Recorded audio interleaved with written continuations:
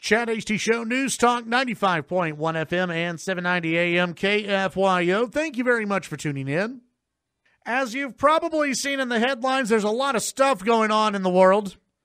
And whenever that happens, we like to bring on our friend Harry Kazianis, the Director of Defense Studies at the Center for National Interest. And Harry, welcome back to the show. Glad to have you back. Hey, great to be back. How are you? Doing well. There's, like I said, there's a lot of stuff going on in the world, a lot of interesting and some very bad stuff. Let's take a look at Syria. The president has canceled a trip to South America to oversee, quote, the American response to Syria. That from CNBC. What does that tell you right now? Simple. We're going to war. I think the president's tried not to telegraph this, but he's telegraphing it nonetheless. I think President Trump is sort of in a tough spot. I think his heart is to probably pull back from Syria. I mean, he said that last week, that it was his goal to, eventually pull troops out. I think, unfortunately, with this chemical attack that happened over the weekend, I think it's pretty clear that, while he might want to pull troops, get boots off the ground, if you will, he's going to have to do something to make sure that Bashar al-Assad does not have the ability to use chemical weapons against his own people. And there's actually something bigger here that's going on that I think everybody's missing. It's not just that Assad is using chemical weapons in Syria. He's been doing that for years, actually. That's not anything new. Right. It's that other countries are doing this as well because they see the Syrians getting away with it. Whether it's last year when Kim Jong-un used chemical weapons in a targeted assassination in Kuala Lumpur to kill his half-brother, but also the Russians using them on British soil just a month or so ago. So you see the degradation of what's a norm, of people using weapons of mass destruction in warfare, in assassinations. That is something that cannot stand, because what's going to happen here is countries are going to start thinking, well, chemical weapons are okay, I can use biological weapons. Then after that, it becomes tactical nuclear weapons.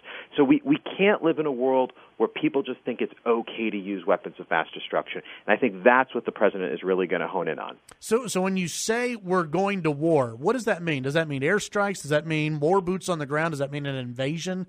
Nope. Okay. No invasion, no boots on the ground. It's going to be a very punishing, I would say, 1 to maybe as much as 3-day air campaign. The reason we're not doing it immediately is it's going to take them a few days to sort of get the naval assets into the Mediterranean to launch that strike. It's not going to be done with aircraft carriers. It's going to be done mostly with submarines that have Tomahawk missiles, cruise missiles, from guided missile destroyers. You're probably going to see the French and possibly the British contribute. You might see some other Middle Eastern countries contribute some different types of air power. But I think it's pretty clear. We're going to go in and we're going to make sure that Assad and his capability to launch these type of chemical weapons attacks is degraded severely. We won't be able to destroy it completely, but we can do a lot of damage from the air. One thing that you brought up was this Russian attack on British soil. Obviously, the British are mad. There was a almost world condemnation of this, and still the Russians say, "Oh no, we didn't do anything, and we weren't responsible for any of this." Russia's obviously not too happy with the U.S. possibly getting involved, even more so in Syria. What is that going to do with the relationship between the U.S. and Russia, but also maybe the British and the French and the Russians? Well, I think we're moving back almost to the days of the Cold War. I think it's very clear that the Russians obviously have their own interests in Syria, and in other parts of the world, and there's this competition that keeps coming up over and over again.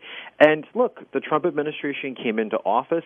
I think they had what was a clear and a smart agenda to try and have a better relationship with Russia. I mean, let's face it. Think about all the problems the United States has that it's trying to manage all over the world. We've got North Korea. We've got trade with China. We've got all these different problems in the Middle East. It wasn't a bad idea to try to take Russia off the geopolitical chessboard, if you will.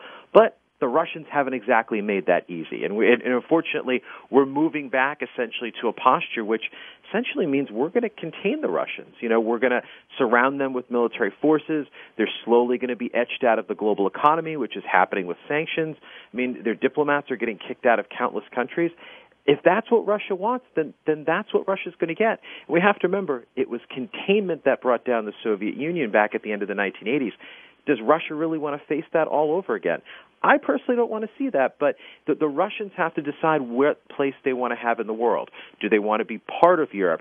Do they want to have an adversarial relationship? But they have to remember they're the ones who are going to bear the consequences. Yeah. Visiting with Harry Kazianis here on the Chad Hasty Show. Let's move on to China. Today there was some interesting information that came out. There's been this brewing, some would say, trade war between the U.S. and China. Today it looks as though China may have blinked. Is that what you're seeing? I think they did blink. I don't think it was a full-fledged blink, but I think they were trying to signal their willingness to negotiate. And we have to remember here, the Chinese would not win a trade war against the United States. Believe me, the United States would feel pain. There's no doubt about that. But at the end of the day, we buy $500 billion in Chinese products. The Chinese, on the reverse of that, they only buy $150 billion of ours. So the pain would be inflicted on China on a massive scale. I think Beijing realizes this, and I think they're looking for a way to sort of recalibrate the trade relationship in such a way where, the United States is getting more benefits, and we're not running this massive trade deficit with China, which is unfair, and that they're not stealing our intellectual property. But again, the change is going to have to be on China's side here. And if they don't want to do that, the Trump administration, I think, will impose tariffs in different types of things. But I don't think it's going to get that far. I think China is going to come to the table with some big concessions. Is this something where the Chinese look at the president, and if they see strength from the president, it's almost a test, it's almost like a chess match, that they want to see strength from the U.S. president, and that convinces them that they can't win. Unlike maybe if you had a different president in office right now who maybe would threaten something but not go full-fledged into it, or give it everything they had, then the Chinese would go, okay, fine, we'll call your bluff and we'll keep going. I think it's actually even something more than that. I don't think the Chinese really even know what to think of President Trump, to be honest with you. I poll my Chinese colleagues in Beijing, academics and economists that are close to the government, and I call them trying to get a sense of what they're thinking. They're constantly asking me, would Trump do this? Would Trump really do that? Is he crazy? Is he really that strong? They have no idea what to think. So if that sort of permeates over to what the government thinks, I think they're much more willing to take sort of a softer line against the United States. And I think it shows that Trump's sort of, slightly unhinged manner, I think it's strategic, to be honest with you, and it works for him. And I think it's working for our foreign policy. Very interesting. Let's take another look at another hot spot. That would be North Korea. North Korea, it looks like there might still be a summit, that this thing it's still holding on right now, right? Yeah, I mean, maybe there'll be a summit. The challenge here with always this, having a summit with Kim Jong-un is, there's been talk in the press over the weekend that they're willing to talk about, denuclearization of the Korean Peninsula. But you got to break that down. What they're actually talking about is getting rid of all, nuclear weapons or even, reactors on the Korean Peninsula. You can interpret that wording very, very differently, and depending on where you sit in the table, it could mean lots of different things. So if Kim Jong-un is willing to sit down and have a summit and talk about getting rid of his nuclear weapons, the question we all need to ask is, what is the price for that? Because every time the North Koreans have come for a summit or for talks, we've given them something. And this time, if they're going to be talking about getting rid of their nuclear weapons, who knows what they're going to ask for? I mean, back in 2009, they wanted $10 billion just to sit down and have a summit with South Korea. So what are they going to want from the United States? Even if we get to a summit, what would be the terms of them getting rid of their nuclear weapons? Are they going to allow unfettered access to the whole country so we can understand all of their nuclear capabilities? Are they going to try to hide nuclear weapons? Or would they even allow us to even go into military sites? So this opens up tremendous amounts of questions beyond even getting to the point of having a summit. So I'm still very skeptical, but we'll have to see what happens. Okay, before I let you go, I have to ask you about a piece. I think you retweeted it from the Washington Post. And where's this summit supposedly maybe going to take place? Because in this, the writer here with the Washington Post says that it's possible that the North Koreans don't have a plane that can make it across the Pacific Ocean. Yeah, that's true, actually. Their planes are very, very old. They're old Soviet models back from the probably 1970s, to be honest with you. Probably have only a range of a couple thousand miles, if that. And a lot of times they need a lot of maintenance and different things. This summit isn't going to be held anywhere fancy, though. It's probably going to be held, if it happens, along the demilitarized zone. I don't think it's going to happen. I've heard Mongolia, I've heard Sweden, I've heard Switzerland, Pyongyang. That's not going to happen because Trump's not going to go to North Korea.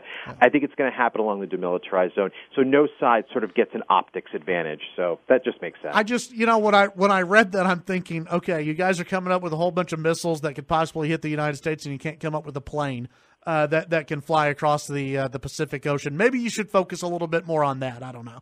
Or feeding their people. Right, that too. That would help. Harry Kazianis, as always, appreciate your time. It's always good to hear from you, the Director of Defense Studies at the Center for the National Interest. We'll visit with you in the future. Thanks for having me. Thank you, Harry. Have a good day. Harry Kazianis, always a pleasure to visit with him. Jody, they don't have a plane over in North Korea. They can't pretty fly. funny there. They don't have an Air Force One or anything.